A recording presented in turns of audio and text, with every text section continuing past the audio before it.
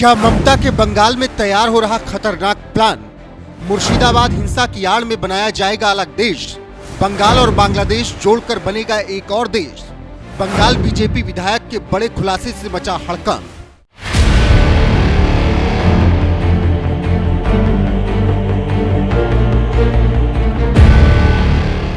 इस देश का भला इससे बड़ा दुर्भाग्य और क्या हो सकता है कि जिस वक्फ संशोधन बिल को देश की संसद ने बनाया, उस कानून को ही देश का कोई राज्य मानने से ही इनकार कर दे।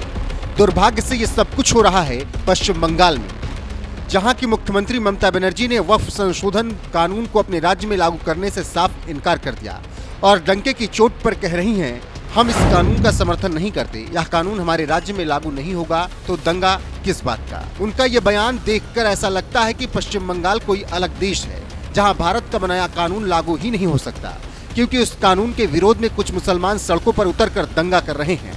ममता सरकार के इस रवैये पर बंगाल बीजेपी की विधायक अग्निमित्रा पॉल इस कदर भड़क गई कि यहाँ तक कह दिया कि ममता बनर्जी को गिरफ्तार किया जाना चाहिए। ममता बनर्जी, आप कौन हरिदास पाल है? आप एक स्टेट का चीफ मिनिस्टर है। 2 मिनट नहीं लगेगा आपको सीट से उतरने में। आज सारा भारत भारतीय न्याय संहिता बना दिए, वो बोल रहे हम भारतीय न्याय संहिता नहीं मानेंगे, अपराजिता बिल लाना है। सारा भारत वकफ का आइन पास हो गया, अब वो बोल रहे हम वकफ का आइन करने नहीं देंगे, इमाम के साथ बैठेंगे। और क्या स्टेटमेंट दे रहे, आप लोग शांति लाइए, ये स्टेट में वकफ का आइन लागू नहीं होगा। आपको कुछ बोलना है तो केंद्र सरकार को बोलिए। ये चीफ मिनिस्टर होके ये बात आप कर सकते हैं? ममता बनर्जी को अरेस्ट किया जाए। 26,000 नौकरी चोरी किया है, पैसा लिया है। You are the chief minister, you are responsible for anything which is happening in the state. आपको अरेस्ट किया जाए और आज आप रायट लगा रहे, आपको अरेस्ट किया जाए। बीजेपी विधायक अग्निमित्रा पॉल यही नहीं रुकी, उन्होंने बांग्लादेशी और रोहिंग्या घुसपैठियों का मुद्दा उठाते हुए सीएम ममता बनर्जी पर गंभीर आरोप लगाए कि वो ग्रेटर बांग्लादेश के एजेंडे में फंस गई हैं, जिसका मकसद है बांग्लादेश और पश्चिम बंगाल को मिलाकर एक अलग इस्लामिक देश बांग्लादेश बनाया जाए, जिसकी प्रधानमंत्री ममता बनर्जी होंगी। 400 किलोमीटर जो आप लोग फेंसिंग, इंटरनेशनल फेंसिंग नहीं लगाने दिए, वहां से बांग्लादेश से रोहिंग्या को घुसाकर, बांग्लादेशी अनुप्रविष्ट टेररिस्ट को घुसाकर, पीएफआई को घुसाकर, जो पीएफआई में फराक्का का टीएमसी का एमएलए मंच शेयर करते हैं। पीएफआई एक बैंड ऑर्गेनाइजेशन, कुछ ही महीनों पहले मुनीरुल इस्लाम, आज वो पीएफआई मंच शेयर कर रहे हैं। और ममता बनर्जी, आप उनका कोई पनिशमेंट दिए है और आप बोलते हैं कि आप देश विरोधी नहीं है। आप देश विरोधी है। आप ग्रेटर बांग्लादेश का एजेंडा में आप पड़ गए हैं। बांग्लादेश और पश्चिम बंगाल का मिला के उन लोग बांग्लास्तान बनाएंगे और वो बांग्लास्तान एक इस्लामिक स्टेट होगा और उसमें ममता बनर्जी प्रधानमंत्री होंगे। तो ये तो हम लोग करने नहीं देंगे ना ममता बनर्जी, हम लोग ही करने नहीं देंगे। बोले ना, अगर वेस्ट बंगाल पुलिस नहीं कर पाते ना, बोल दीजिए ना, 2 मिनट नहीं लगेगा, एनआईए और बीएसएफ आके ठंडा कर देगा।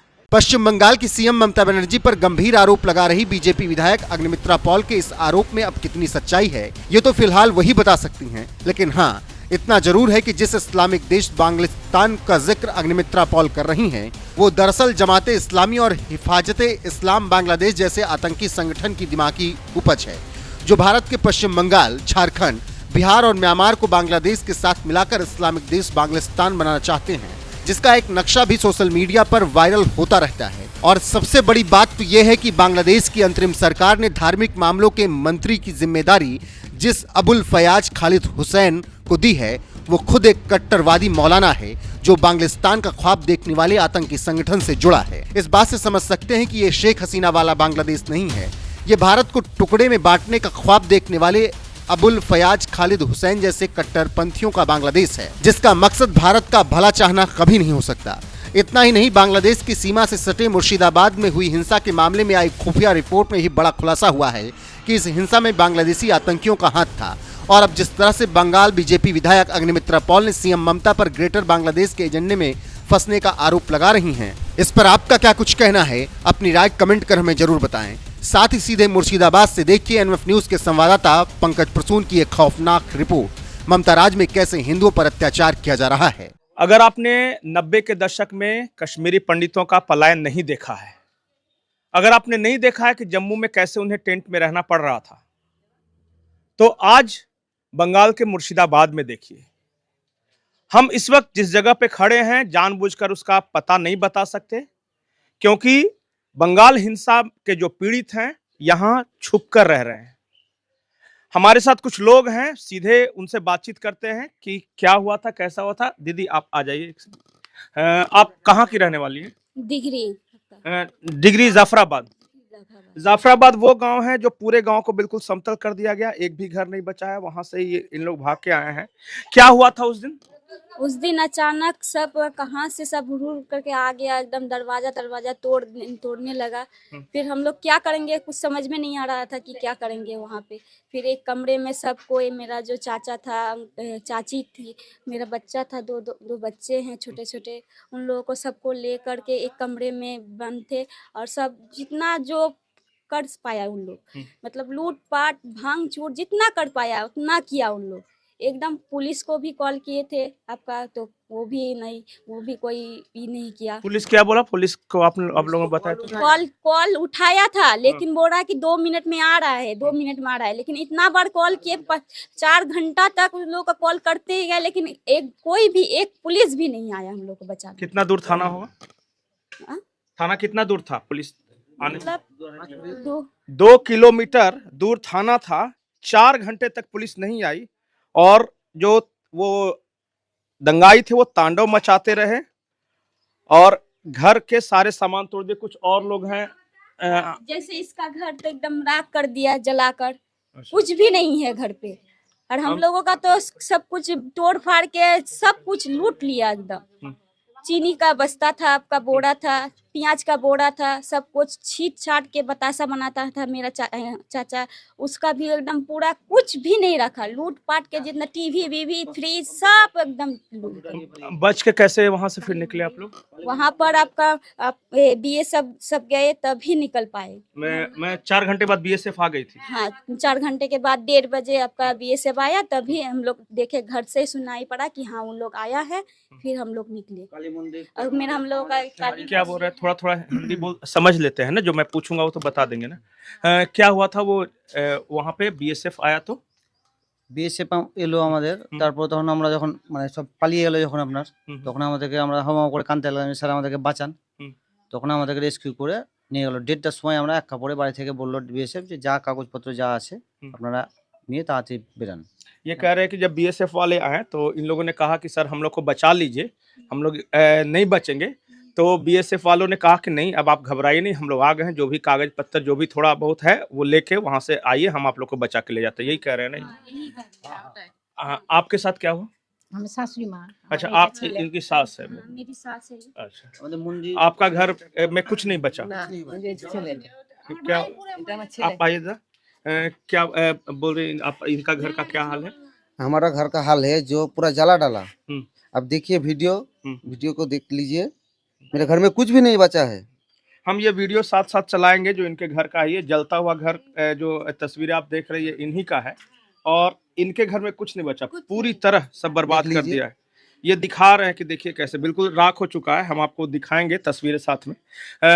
कितने बजे ये सब शुरू हुआ था आप लोग को? पहले 9 बजे हम 9 बजे सुबह? हाँ, सुबह 9 बजे, सुबह 9 बजे आया तो सब लोग। जुम्मा का टाइम भी नहीं था ना, जुम्मा का टाइम नहीं था। कौन आया था? आप लोग को कुछ पहचानते? नहीं पहचानते। ग्राम का भी कुछ था, बाहर का भी कुछ था।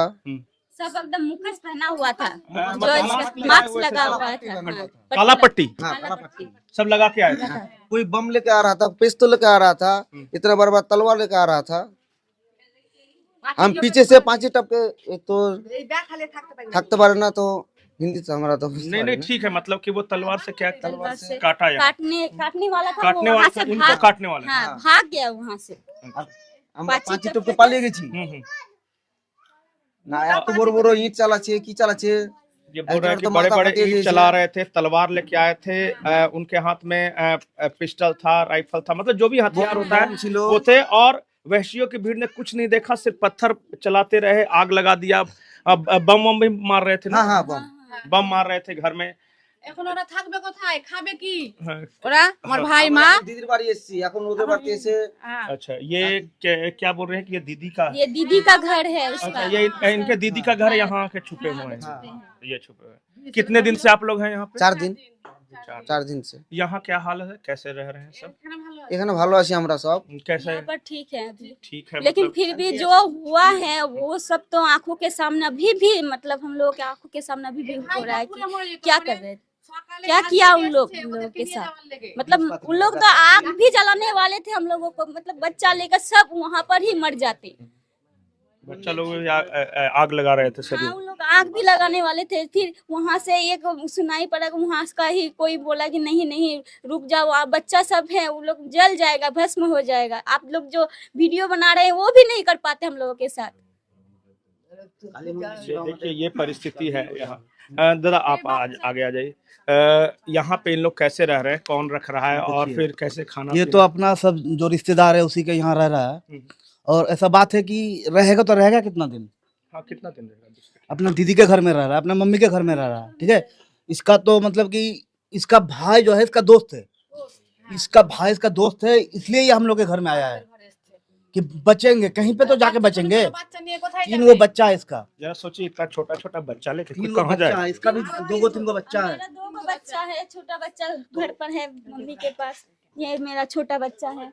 ये सब लेकर कहाँ पर रहेंगे हम लोग, कहाँ पर जाएंगे? इन लोग जरा सोचिए उस वक्त क्या किए परिस्थिति हैं? रही होगी कि क्या कैसे। गलती किए हैं जो इन लोगों ने हम लोग के साथ ऐसा किया? हिंदू होना ही हम लोग का पाप है क्या? जो लोग किया, हाँ? क्या किए हैं? उन लोग तो बोलेगा नहीं तुम लोग ये किए हो इसलिए तुम लोगों को घर से भगाए हैं, घर में आग लगा दिए हैं। मंदिर भी था हम लोगों का, तो मंदिर भी सब तोड़ फोड़ कर रख दिया, कुछ भी नहीं रखा उन लोग। ये सिर्फ एक सवाल पूछ रहे हैं कि हमारी गलती क्या है, हम लोगों ने ऐसा क्या किया है कि जिसकी वजह से हमें ये सहना पड़ रहा है। घर में आग लगा दी, मंदिर तोड़ दिया, इन लोग छोटे छोटे बच्चे लेके किसी तरह जान बचा के भागे। अच्छा वो बीएसएफ वालों ने आपको कहाँ तक मदद किया, भागा तो?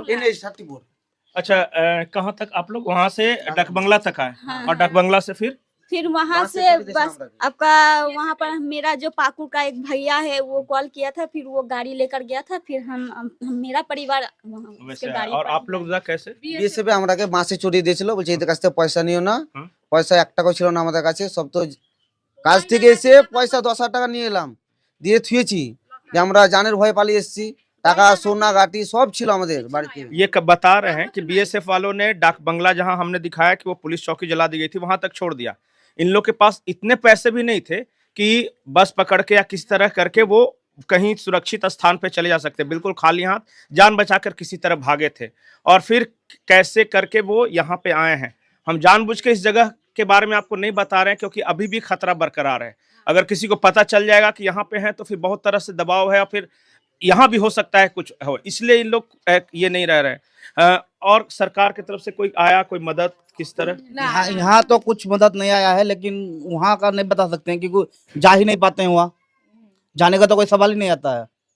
अभी और कोई देखिए, बात सरकार जाके देखा था कि मेरा घर कैसा है, हाँ, मकान ये कैसा गया है? था। आप गए थे? কালকে গেছিলাম, अच्छा कल गए थे, कल चोरी गए चोरी थे, छुपे हाँ। थे। क्या क्या था वहाँ, कैसे? पूरा जल डाला, कुछ भी नहीं है। कुछ भी बचा हुआ नहीं था, सब लूट लिया। हाँ सब लूट लिया। ऐसे वैसे अभी तो आप लोग जी कुछ नहीं है, घर जला दिया, सारे लूट लिए। घर का कागज तक खत्म है, कुछ नहीं है। जो भी है आधार कार्ड, वोटर कार्ड, कुछ भी नहीं है, सब जल गया इन लोगों का। यह मतलब इतना परेशानी कि अभी देखिए दीदी घर में रहेगा तो कितना दिन रहेगा, 1 महीना रहेगा, 2 महीना रहेगा, एक ही कपड़ा है। ये बोल रहे हैं कि इसी कपड़े में भागे, मतलब कपड़े पहनने के लिए भी नहीं था। अब यहाँ जो आए हैं ये अपने खाने का इंतजाम करे, बच्चों का इंतजाम करे, अपने कपड़े का इंतजाम करे, रहेंगे कैसे? और आखिर ठीक है कोई रिश्तेदार है और कोई रिश्तेदार के नाम पे मतलब ये जैसे आ गए, इनका कोई नहीं था, लेकिन चूंकि इनसे परिचित था तो ये यहाँ पे साथ में आ गए। लेकिन कब तक इस तरह यहाँ 10-15 परिवार हैं और अलग अलग गांवों में इस तरह भाग भाग के वो छुप के रह रहे हैं। इंतजार है इनको कि बस किसी तरह अपने गांव लौटे, लेकिन लौट के उसके बाद क्या करेंगे?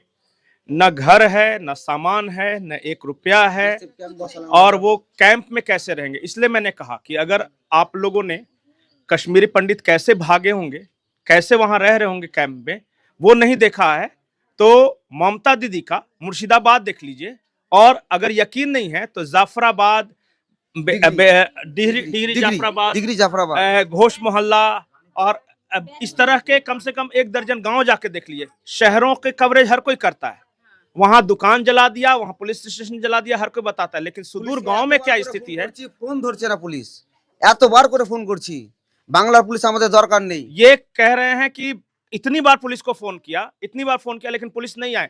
बंगाल पुलिस पर हमको भरोसा नहीं है, ममता दीदी के पुलिस पर भरोसा नहीं है। जहां भी हम जा रहे हैं यही सुनने को मिल रहा है, जितने हिंदू हैं सब यही कह रहे हैं कि हमें ममता बनर्जी की पुलिस पे भरोसा नहीं है। पुलिस ये कहती है कि শাসন করতেই হবে, রাষ্ট্রপতি শাসন নালে আমরা জীবনও বাঁচবো না। এখান থেকে আজকে এখানে দিদিরা থাকতে দিয়েছে 10 দিন, 10 দিন পর বাড়ি যাব, আবার তো ওরা আমাকে হামলা করবে, তখন আমরা কি করব?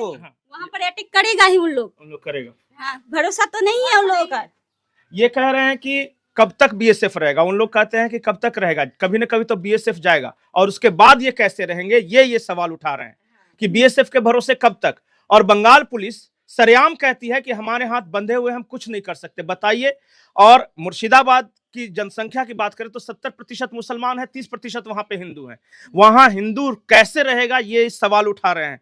दीदी, बाकी कुछ सरकार से आपको कुछ कहना, नहीं, आपकी क्या सरकार डिमांड है, क्या चाहते हैं आप? हम लोग यही चाहते हैं कि वहाँ पर एक बीएसएफ कैंप बनाया जाए, और आपका राष्ट्रपति शासन यदि हो तो बहुत अच्छा हो हमारे लिए, हम हिंदुओं के लिए बहुत अच्छा होगा यदि हो तो। ভয় করছে তো থাকবে। डर रहे हैं वहाँ पर जाने के लिए कि अभी 10 दिन 15 दिन 1 महीना ही रहे अपने मायके पर, उसके बाद जाना तो पड़ेगा ही ना हम लोगों को, तब कहाँ कैसे रहेंगे, फिर हमला हुआ तो हमारे ऊपर।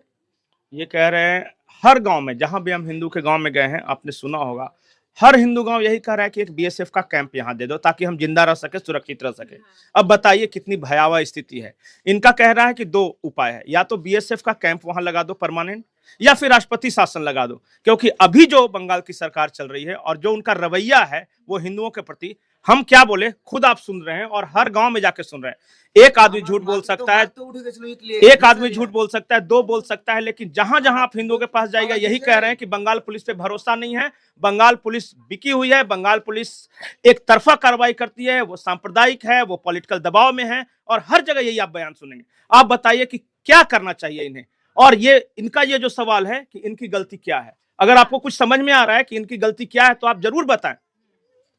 लेकिन ममता बनर्जी जिस तरह से सरकार चला रही है, हर जगह जा रहे हैं, हर गांव जा रहे हैं, हर पीड़ित हिंदू परिवार एक ही बात कह रहा है कि ममता सरकार और बंगाल पुलिस पे भरोसा नहीं है।